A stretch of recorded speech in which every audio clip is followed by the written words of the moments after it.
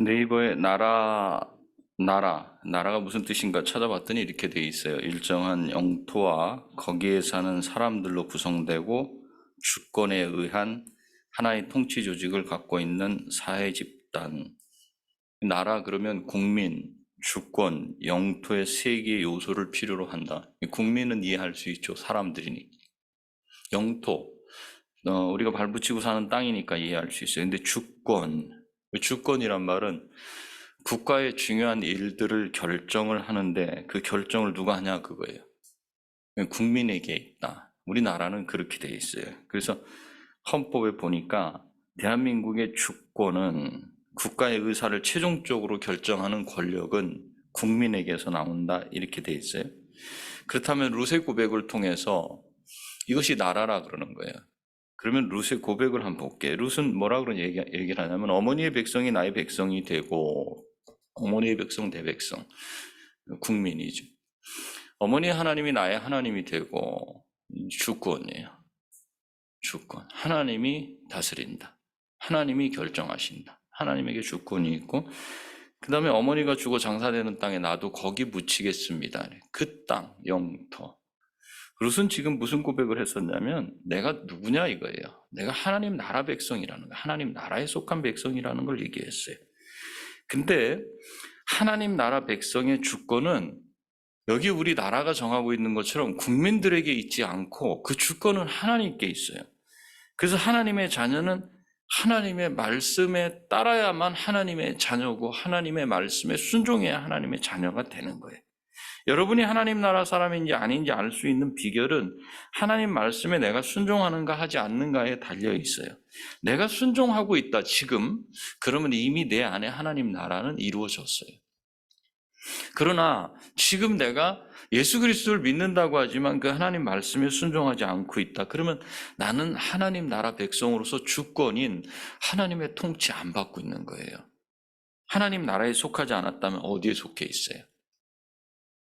대한민국에 속해 있다고 이렇게 말씀하시는 분이 있어요. 맞아요. 육신적으로는 대한민국에 속해 있지만 영적으로는 하나님의 통치를 받고 있지 않다면 어디에 속해 있는가? 나한테 속해 있어요. 수요일에 이 부분은 또 로마서를 통해서도 다루게 될 거지만 나에게 속한 내 나라예요. 내 나라에서 살아가는 사람들이에요. 내가 주인이 되고 내가 왕이 되어 내가 보기에 좋은 대로 살아가는 사람이 속한 나라. 하나님이 나라가 아니고 내 나라입니다. 그 나라 우리가 사사기를 통해서 지금까지 계속 봐왔어요. 사사시대의 백성들의 모습은 어떤 모습인가? 내가 왕이 된 거예요.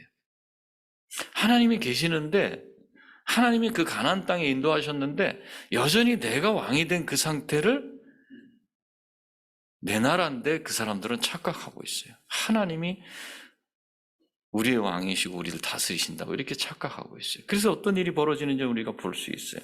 그렇다면 여러분들은 어디에 속했는지 알 수 있겠죠? 만일 내가 하나님 나라에 속하지 않고 내가 주인된 나라에 속해 있다면 오늘 말씀을 듣고 하나님이 왕이신 다시 그 주권을 하나님께 돌려드리는 그런 시간이 되기를 원해요. 하나님 나라에 속해 있다면 이제 어떤 삶을 살아야 되는지 오늘 사무엘을 통해서 들으시기를 바랍니다. 오늘 본문은 엘리 제사장도 죽고 우리 엘리 제사장 잘 알잖아요. 그죠? 사사기 끝나고 사사기가 끝나고 그 다음에 사무엘상으로 연결되는데 처음 나온 제사장이 누구냐? 그 이름이 엘리 제사장이에요. 엘리 제사장. 그리고 그 두 아들이 흠니와 비느하스 제사장으로 일을 했던 사람들이에요. 근데 이제 오늘 본문은요, 엘리 제사장도 죽어요. 그리고 흠니와 비느하스라고 하는 두 아들도 죽어요. 그리고 비느하스의 부인도 죽은 후의 이야기예요. 지금 제가 어디로 갔다 와야 되냐면 20년 전 이야기로 갔다 와야 돼요. 오늘 본문을 말하기 위해서는 20년 전 이야기를 좀 말씀을 드려야 돼요. 그게 3장 이후의 말씀이에요. 어떤 일이 있었는가 하면 블레셋이 이스라엘에 쳐들어왔을 때 이야기예요. 쳐들어와서 서로 옛날에는 그러잖아요. 벌판에 이쪽에 쭉 줄을 서고 이쪽에 쭉 줄 서서 서로 와 하면서 한번 팍 붙지 않습니까? 이런 전쟁을 하는데 이스라엘 백성이 한 번 붙었더니 4,000명이 죽었어요. 그러니까 안 될 것 같아. 그래서 어떻게 실로에 있는 하나님의 법궤, 언약궤 그거 가지고 와. 그것이 우리를 구원하실 것이다. 그리고 그거 갖고 오라 그랬어요. 그래서 들고 가는 거예요. 이렇게. 이거 갖다 놓으면 이것이 구원하실 것이다. 이렇게 하고는 이걸 가져오라 그랬어요. 그래서 가지고 왔어요. 이겼을 것 같아요, 여러분?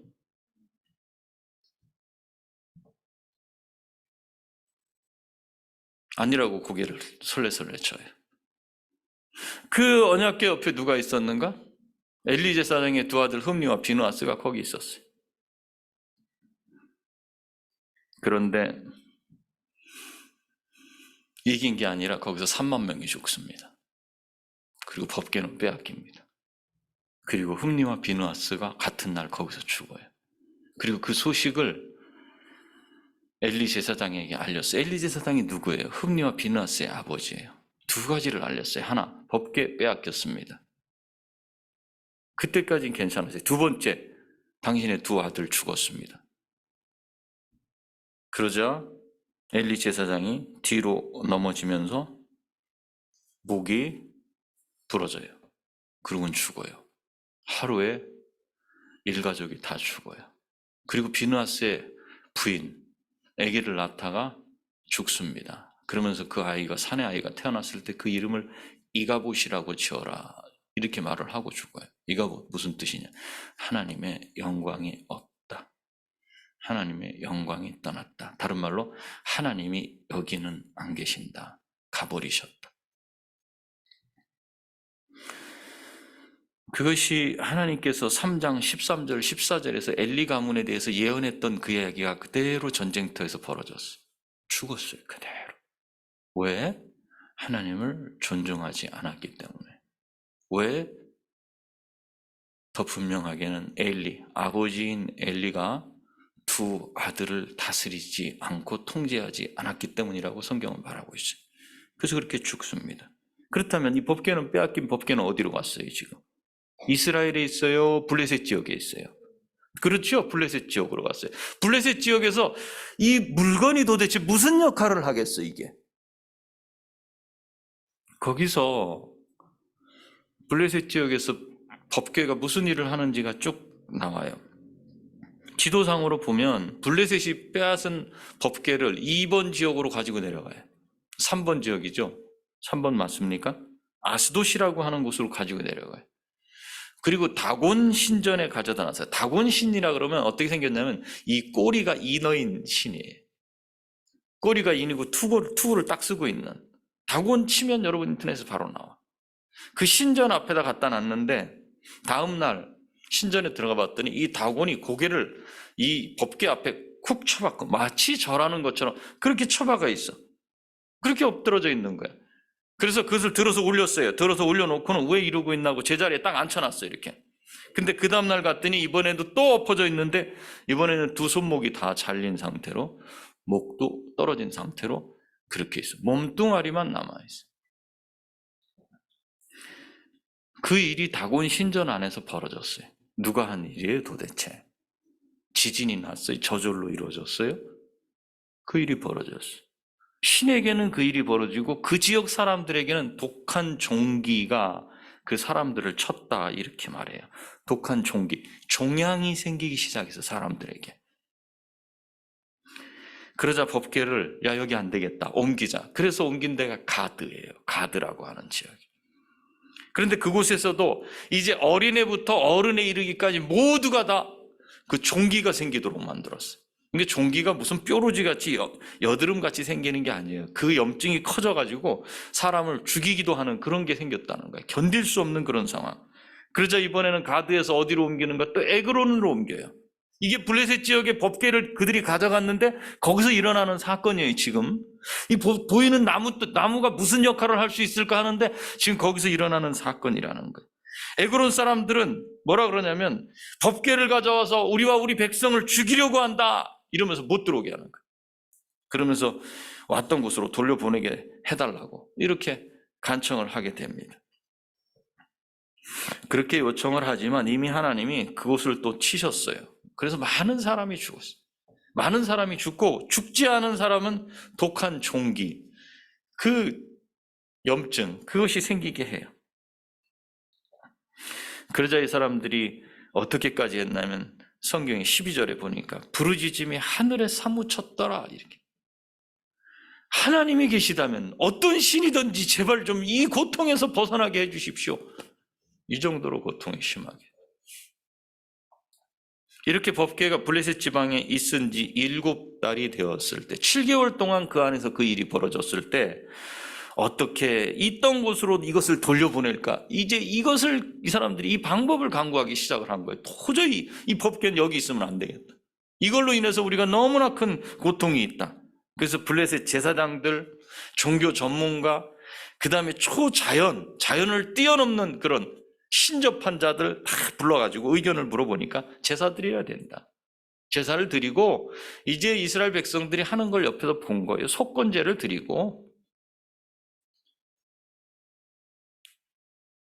그렇게 할 때 병도 낫고 왜 그렇게 하셨는지 그 이유도 알게 될 것이니까 보내자. 그러면서 금독종 5을 만들어요. 다섯 방백, 5 그 지도자가 있으니까. 그 다음에 금쥐 5을 예물로 탁 해. 내고, 그 다음에 새 수레, 새롭게 만든 수레, 새 수레와 그 다음에 멍에를 메어보지 않는 전나는, 그러니까 암소 2마리한테 이 멍에를 씌워. 멍에라고 하는 건 소나 말에게 이렇게 씌워가지고 그냥 마차를 잘 끌고 갈 수 있도록 이렇게 하는 그런 장치잖아요. 근데 한 번도 매본 적이 없어요. 잘 갈 수 있을까요? 없을까요? 못 가요. 한 번도 메어보지 않은 저 소에다 저걸 매면 못 가요. 근데 왜 저렇게 맺는가? 이 사람들이 테스트하는 거예요. 만약에 이 일이 정말 하나님께서 하신 일이라면, 그 신이 하신 일이라면 분명히 우리가 보내고 원래 있던 베세메스로 갈 것이다. 그러나 그렇지 않다면 그리 가지 않을 것이다. 그러면 그건 우연히 일어난 사건으로 우리 이해하자. 이렇게 된 거예요. 그래서 보냅니다. 어떻게 됐을 것 같아요, 여러분? 우연히 일어난 사건이에요? 아니면 하나님이 내린 재앙이에요? 하나님이 내린 재앙이에요. 베세메스로 곧장 갑니다. 좌로도 우로도 오른쪽으로도 벗어나지 않고 왼쪽으로도 벗어나지 않고 곧장 베세메스로 그렇게 달려갑니다. 그 베세메스 사람들은 그 법궤가 들어오는 걸 보고 기뻐해요. 그러면 그것을 보낸 블레셋 사람들은 기뻐할까 안 기뻐할까? 기뻐하겠죠? 왜요? 자기들에게 재앙을 끼친 법궤가, 즉 하나님이 자기들에게서부터 멀어진 것으로 기뻐요. 그런데 이 베세메스 사람들은 그 하나님이 자기들에게 온 것으로 기뻐해요. 서로 기쁨의 이유가 다르죠. 여러분들은 어떤 기쁨의 이유를 갖고 있어요? 하나님이 여러분과 함께 하시는 기쁨? 아니면 같이 안 계시는 기쁨? 똑같은 현장에서 살고 있는 두 부류가 있었다는 거예요. 그래서 레위인이 제사를 드려요. 그렇지만 베세메스 사람들이 도대체 그 속에 뭐가 있길래 이게 거기서 여기까지 오게끔 됐고 그런 거야. 그래서 그 열어봤다가 성경에는 5만 70명이 죽었다 그래. 근데 어떤 번역본에는 5만이 없어요. 왜냐하면 그 지역 사람들이 5만 명이 되지 않았다는 거야. 그래서 70명이라고만 해. 어찌됐든 그것을 확인하려고 도대체 뭐가 계신 거지? 왜 우리가 전쟁할 땐 아무 일도 안 하시고는 저쪽에 가서는 또 이런 일을 해갖고 다시 돌아왔지? 뭐야 도대체? 그렇게 여러분 사람들은 죽었어요. 그렇게 사람이 죽으니까 베세메스 사람들도 이거 여기다 둘 수 없다. 이거 어떻게 해야 되냐? 그래서 원래 있던 자리 여아림이라고 하는 지역에 도로 가져다 놔라. 그래서 이 법궤가 아비나답의 집에 옮겨놓고 그의 아들 엘리야사를 통해서 거룩하게 구별해서 여호와의 궤를 잘 지키도록 이렇게 해요. 이렇게 하고 지금까지의 기간이 얼마나 걸렸냐? 20년이 걸린 거예요.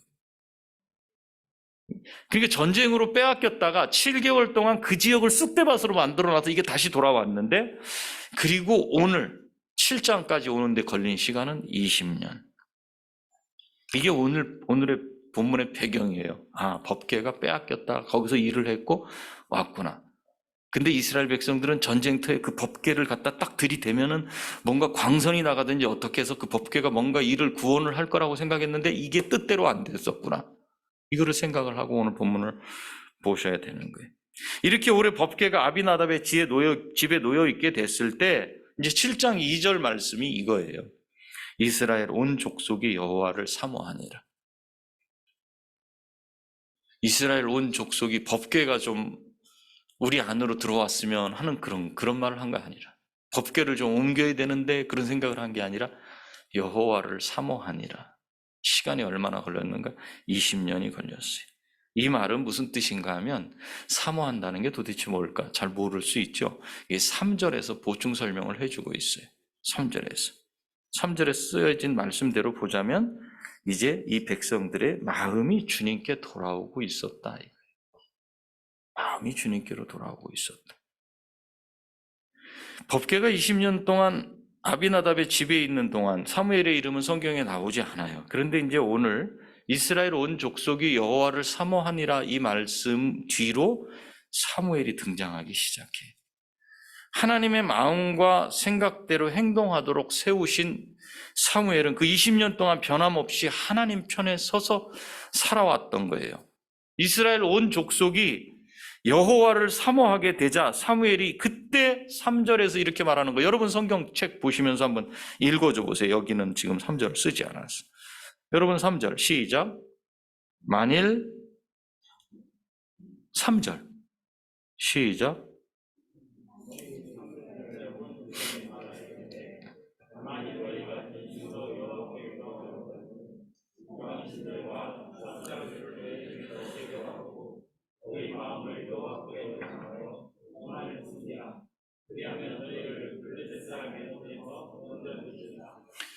아멘. 법궤가 오베데돔의 집에 있은 지 20년이나 되었지만 그 사이에 뭘 하고 있었는가 봤더니 여전히 우상을 섬기고 있었어요. 여전히 내 나라, 내가 주인 된 그 나라를 섬기고 있었어요. 그것이 블레셋으로부터 고통을 당하게 했고 결국은 하나님을 사모하는 데까지, 이제는 하나님밖에 길이 없는 것 같아. 그래서 하나님께로 돌아오게 된 그 배경이 됐어요. 그래서 결국 사모한다 이 말은 하나님께 돌아오려는 마음이 생겼다. 그들을 향해서 사무엘이 단호하게 말하는 게 지금 여기 이 말씀이에요. 하나님께 돌아오라. 하나님께 돌아오려거든 이걸 해야 된다. 한번 읽어줘 보실래요? 우상부터 시작. 우상을 제거버려. 마음이 주께로 향하게 하라. 그리고 사사시대 전체를 통틀어서 이스라엘 백성들이 행했던 일이 뭔가 우상숭배였어요. 마음은 어디 있었어요? 하나님께 없었던 거예요. 마음이 하나님께 없었어요. 근데 이 사람들이 이 마음이 하나님께로 돌아오는데 걸린 시간은 블레셋의 법궤를 빼앗겼다 돌아온 이후로도 20년이라는 긴 시간이 걸렸어요. 이제서야 하나님을 찾게 됐어요. 그때까지 하나님은 기다려주신 거예요. 제가 언젠가 설교했죠. 하나님은 무엇으로 승부를 하시는가? 시간으로 승부하셔요. 시간. 저 여러분의 고집을 꺾는데 하나님이 쓰시는 방법은 다리몽댕이를 부러뜨리는 방법도 있어요. 그건 때가 됐을 때 그렇게 하셔요. 그전에는 어떻게 하시는가? 시간을 사용하셔요. 기다리셔요. 왜냐하면 하나님은 하루가 천년 같은 분이에요. 천년이 하루 같은 분이에요. 얼마든지 기다리셔요. 내 주변 환경을 변화시키시지 않고 내 뜻대로 살고 싶다고, 그럼 살라고 그냥 허락하셔요. 그래서 나의 그 영적인 갈증을 하나님만 해결해 주실 수 있습니다라는 그 갈증이 여기서부터 확 일어날 때까지 하나님은 기다리셔요. 그러니까 우리가 얼마나 부패한 존재인지 알 수 있겠죠. 우리는 웬만해서는 고쳐지지가 않아요. 너무나 오랜 시간이 필요해요. 왜 그래요? 내 나라 때문에 그래요. 내 나라. 그래서 주변에 보니까 다 그렇게 살아가요. 그래서 그래요. 돌아오질 않아요. 여간에서는 돌아오질 않아요. 그래서 우리가 쉽게 쓸 수 있는 방법이 우리가 잘 버는 돈, 거기로부터 망하게 하는 방법. 그래서 많은 사람이 돌아왔습니다. 우리가 튼튼하다고 생각한 우리의 몸, 그게 질병이 생겨가지고 쓰러지게 됐을 때, 그래서 돌아온 사람들 많습니다. 그런데 지금은 그렇게도 하시지 않아요. 왜 그러는가? 이제 예수님이 오실 때가 점점 가까워질수록 그런 것들을 보이시지 않아요. 그냥 그렇게 살도록 놔두시는 거예요. 20년이 될 수도 있어요. 그 기간이 10년이 될 수도 있어요. 근데 30년이 될 수도 있어요. 아니면 죽기 직전일 수도 있어요. 하나님 그때까지 기다리셔요. 그 마음이 하나님께로 향하는 그 시간까지. 그런데 돌아올 때는 그냥 돌아오는 게 아니에요. 자기가 주인 되어서 자기 나라를 세우고 살았던 그 죄, 그거 회개하도록 하나님은 하셔요. 하나님은 이스라엘 백성을 회개하게 하시고는 사무엘을 통해 이제 세우실 왕, 룻을 통해서 다윗을 보여주셨잖아요. 이제 7장을 기점으로 8장부터는 새로운 시대가 열려요. 어떤 시대? 왕을 세우기 시작합니다. 왕이 인간왕이 없이 지냈던 시대가 7장까지예요. 이제 8장부터 왕을 세우는데 그런 새로운 역사잖아요. 이 새로운 역사를 이룰 때, 즉 하나님께서 뭔가 큰 일을 이루시고 다른 일을 이루실 때는 한번 매듭을 지어야 돼요. 그게 뭔가 그 매듭 지을 때 꼭 필요한 게 회개예요. 회개가 먼저 일어나야 돼요. 한 가정이, 한 영혼이 하나님께로 돌아오게 될 때, 영적인 자람을 일으키실 때 하나님이 하시는 일이 뭔가? 회개를 일으키셔요. 회개. 한 가정이 바로 세워지게 하실 때 회개하게 하셔요. 한 교회가 바로 그 사명을 감당하게 하고 나가게 하실 때 회개를 일으키셔요. 그래서 이스라엘 백성들은 우상을 제거하고 여호와만 섬겼어요. 회개는요, 제가 돌이킵니다, 이걸로 끝나는 게 아니에요. 자기가 여태껏 하나님께로부터 멀어지게 했던 그거 떼어내야 돼요. 그거 떼어내는 게 회개의 출발이에요. 그리고 그 마음을 하나님께 쏟아야 돼요. 마음이 지독할 정도로 하나님을 싫어했던 그것, 거기서부터 돌아서야 돼요. 그래서 회개하고 버리는 것, 그것이 하나님의 새로운 역사에 들어가는 관문이다. 여러분들이 하나님의 은혜 가운데 들어가기를 원한다면 이 과정이 반드시 필요해요. 근데 사무엘은 거기서 그치지 않고 회개한 이스라엘 백성들을 미스바로 불러 모읍니다. 미스바는 지역 이름이에요. 왜 부르는가? 기도해 주겠다. 다른 말로 하면 기도해 하자. 지금 현재 무슨 일이 벌어졌어요? 이스라엘 백성들이 그냥 각자 자기가 회개했어요. 그리고 버릴 거 버렸어요. 그것으로 끝나지 않아요. 이제 그렇게 한 사람들이 같이 모여요.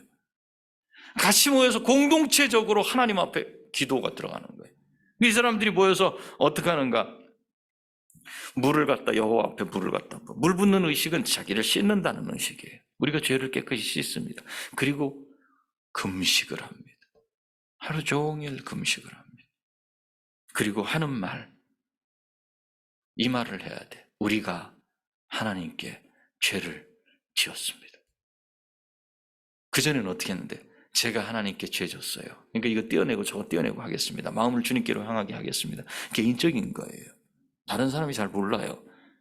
근데 이것이 열매를 맺으려면 반드시 공동체적으로 이 일이 일어나야 돼요. 잘못했습니다.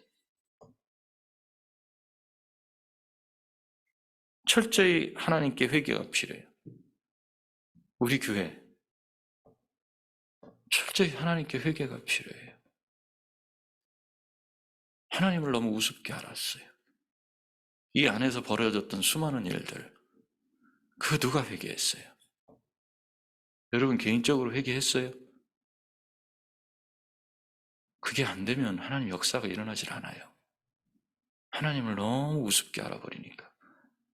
하나님이 머리신데, 그리스도가 머리신데 그 머리를 막 짓밟고 예수님을 십자가에 몇 번씩 짓밟은 그 일들 앞에 공동체적인 회개가 안 일어났어요. 그게 일어나지 않고서는 하나님의 역사가 일어나지 않아요. 여러분들 많은 이야기들을 하죠. 왜 우리 교회는 식구들이 없는가? 왜 우리 교회는 이런가 저런가 이야기하죠. 근본적인 원인, 과연 우리 교회는 공동체적으로 하나님을 존중하는가? 새로운 시대로 나가려면 이 한 번 회개 운동이 일어나야 돼요. 그 일을 버리고 다 흩어진 분들, 여러분 신앙생활이 목적이 아니에요. 하나님을 누구로 대하는가가 중요하잖아요. 제가 오늘 엘리 제사장 죽었다 그랬죠. 두 아들 죽었다 그랬죠. 그 부인 죽었다 그랬죠. 그 가문이 끝이 났다고요. 왜 그래요? 왜? 하나님이 엘리 제사장에게 그렇게 말씀하셨어요. 너는 나보다 네 자식들을 더 중히 여겼기 때문에 너는 여기서 끝이다 그거예요. 하나님을 존중하지 않으면은 여러분 더 나갈 수가 없어요. 겉으로는 우리가 사는 것 같이 살아요, 그냥. 그게 우리에게 주신 인생 아니잖아요. 반드시 이 부분이 해결이 돼야 돼요. 여러분 각자 해결하는 거 안 돼요. 여러분들이 예배 때 모여서 하는 일이 뭐예요? 하나님 앞에 그걸 회개해야 돼요. 여러분 마음에 안 일어나요?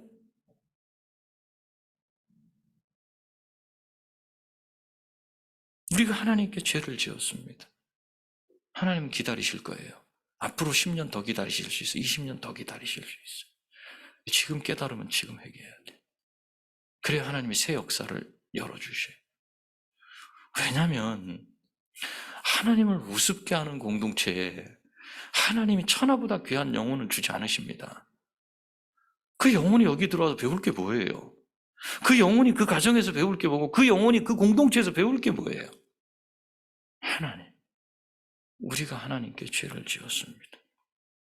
그런데 이렇게 회개하면 앞길이 확 열려야 되죠. 우리 그런 기대하죠. 근데 보니까 그게 안 돼요. 7절에 보니까 미스바에 모였다, 다 모였다 그러니까 대적들이 블레셋이 야 이게 기회다. 다 모여있으면 한 번에 다 잡을 수 있겠다. 쳐들어오는 거예요. 아니 하나님 앞에 우리가 회개하고 잘못했다 그러고 우리가 죄인입니다 주님. 우리 우상 다 버리고 이제 하나님 앞에 마음을 향했는데 이 일이 벌어졌어요. 근데 문제는 이 일이 벌어졌을 때 이 이스라엘 백성들이 취한 태도예요. 그전에는 어떻게 했어요? 덥게 들고 나갔잖아요. 이게 부적이야 이게? 덥게 들고 나가. 십자가 딱 들고 이거 앞에 세워봐봐. 십자가가 역사할 거야. 십자가에 무슨 레이저 광선이 달렸어요? 무슨 폭탄이 달렸어? 역사 안 했잖아. 근데 지금 회개하고 난 다음에 기도를 했는데 블레셋이 쳐들어와? 아니 우리 교회가 아니 우리 가정이 아니 내가 하나님 앞에 잘못됐다 그러고 무릎 꿇었는데 아니 갑자기 뭐가 잘못됐다는 일이 막 나한테 닥쳐와? 어떻게 할 거죠 이때? 중요한 건 그 일이 내게 왔다는 게 그 사건이 벌어졌다는 게 중요한 게 아니에요. 내가 그때 어떻게 대할 것인가가 과연 참 회개를 한 사람과 그렇지 않은 공동체, 그렇지 않은 사람 사이에 변화가 있어요. 어떤 일이 벌어졌는지 태도가 바뀌었어요. 8절 반드시 기억하세요. 8절 읽어볼까요? 7장 8절에 시작.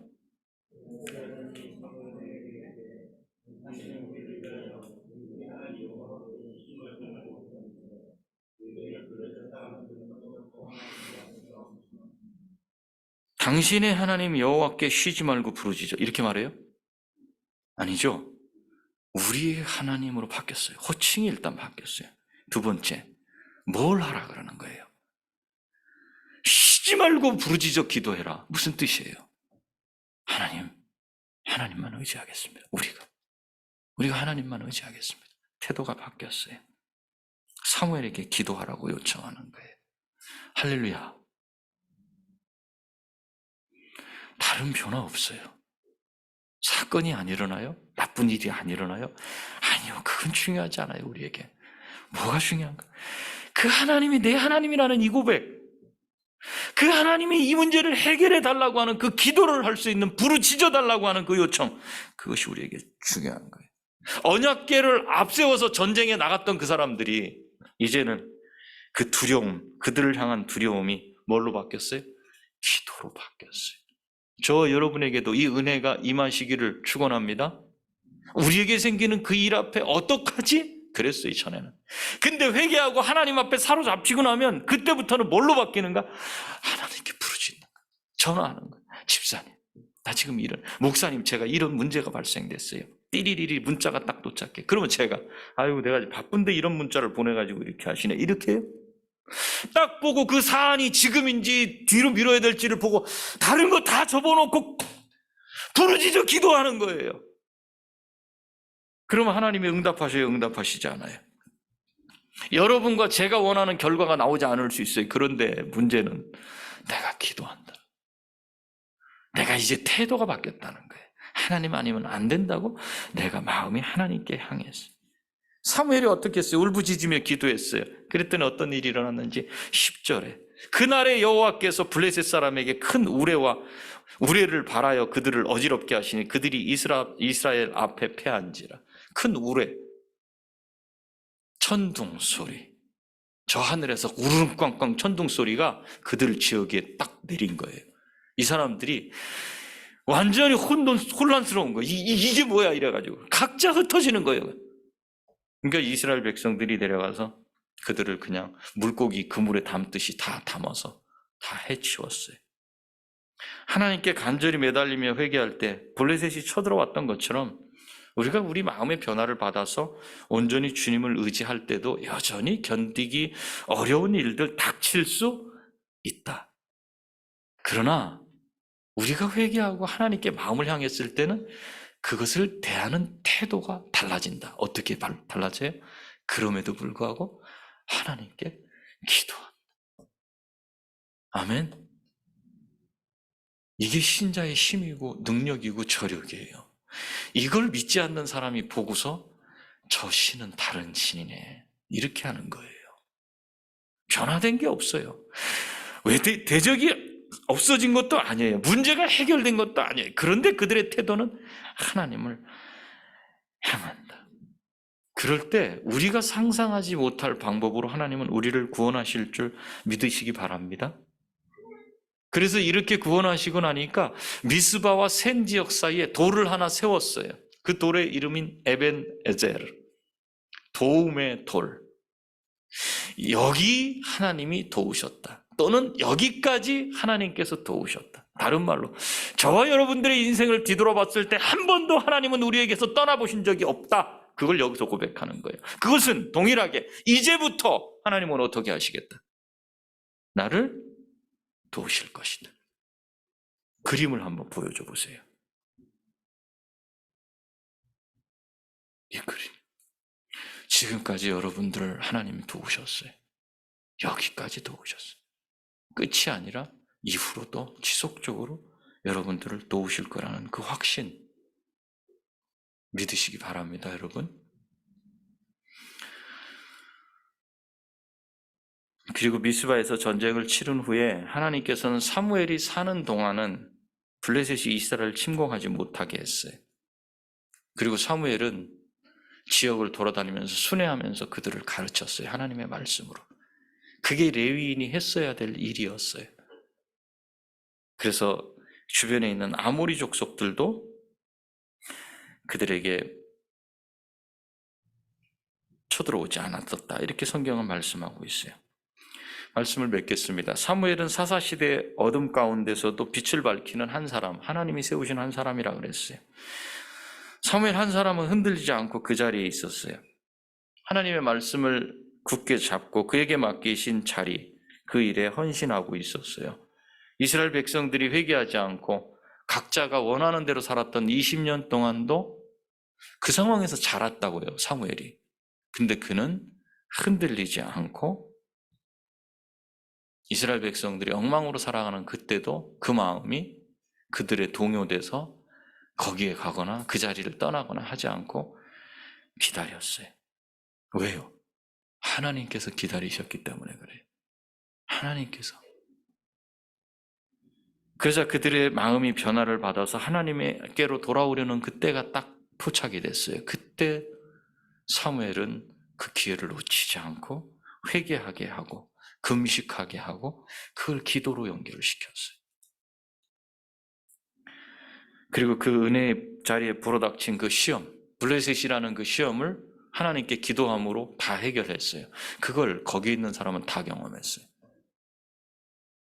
그래서 우리가 하나님께로 돌이킬 때 하나님은 그 은혜를 경험하게 해요. 그게 경험이 되면 거기서 믿음은 성장하게 되는 거예요. 하나님께 순종하는 한 사람으로 인해서 온 이스라엘 사람들이 마음을 다해 하나님을 향하게 됐고 회개 운동을 일으킬 수 있게 됐어요. 저와 여러분 새로운 시대로 이제 나갈 겁니다. 새 시대. 개인의 새 시대, 가정의 새 시대, 교회의 새 시대. 그 시대는 회개를 토대로 합니다. 저와 여러분이 놓지 못하고 있는 그거, 고집, 습관, 이거 놓으시기 바랍니다. 이거 놓으시면 새로운 역사로 들어갈 수 있어요. 근데 이거 안 놓으면 새로운 역사로는 어려워요. 하나님 앞에 나는 내 좋아하는 거 붙잡을 테니까 하나님 그냥 기도만 들어주십시오. 이거는 하나님을 돌로 하는 거예요. 하나님을 나무로 하는 거예요. 우상숭배 그만하십시다. 여기서 돌아서시면 하나님께서 은혜를 베풀어 주실 거예요. 근데 오늘 봤듯이 블레셋이라는 대적, 시험 계속 다가올 겁니다. 내 태도가 바뀔 겁니다. 내 태도가 바뀌면 내 아이들의 태도가 바뀌어요. 내 아이들의 태도가 바뀌면 교회 전 식구들의 태도가 바뀌어요. 어떻게? 목사님, 우리 기도합시다. 아유, 이 일 앞에 우리 기도해야죠. 해결하기 위해서가 아니라 우리는 하나님을 향한다는 그 마음의 자세를 보이기 위해서 기도합시다. 할 때 하나님께서 들으시고 역사하실 겁니다. 그래서 사무엘처럼 이렇게 기도할 거예요. 주님 말씀하옵소서. 종이 듣겠습니다. 주님 말씀하옵소서. 주의 종이 듣겠나이다. 이렇게 기도함으로써 하나님의 은혜를 경험하는 저와 여러분이 되시기를 축원합니다. 기도하시겠습니다.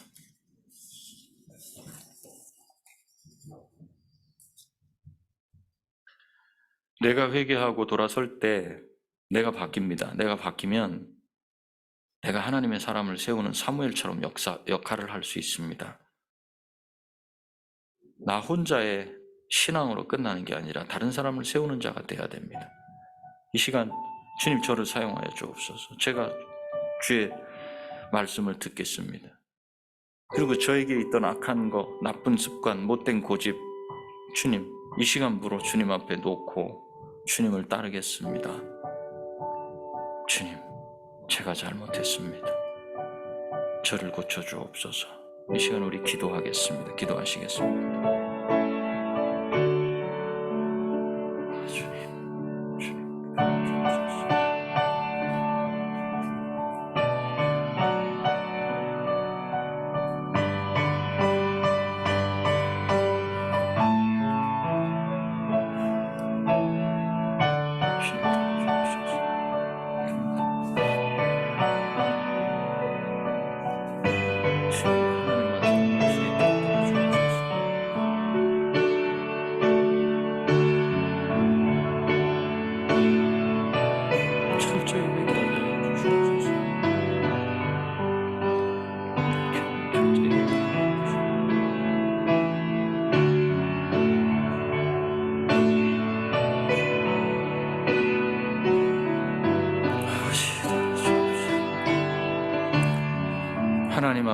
하나님 아버지, 우리는 하나님 앞에 범죄했습니다.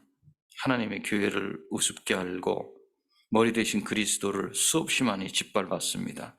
그런데도 어느 누구 하나 그 하나님 앞에 회개하며 기도하자고 하는 말을 꺼낸 사람은 없었습니다. 주님, 그러나 오늘 말씀을 통해서 우리가 짓밟은 주님의 몸을, 주님의 머리를 다시 세우기를 원하오니 회개의 영을 부어주시옵시고 잘못을 주님 앞에 아뢰며 다시 주님께로 돌아갈 수 있도록 주님 인도해 주시옵소서. 그래서 오늘 새 역사를 쓰며 이제 주님 주실 은혜를 사모하며 주의 교회, 주님의 가정, 주의 백성으로서 바로 설 수 있도록 도와주옵소서. 말씀해 주십시오. 주의 종들이 듣겠습니다. 이제는 주님의 말씀을 한 귀로 듣고 한 귀로 흘려보내고 내게 좋은 것만 받아들이는 그런 삶이 아니라 온전히 듣고 주님을 따르는 그 삶이 되어서 주님의 역사를 경험하며 나가는 한 공동체 되도록 주님 복 주시옵소서. 예수님의 거룩하신 이름으로 기도합니다. 아멘.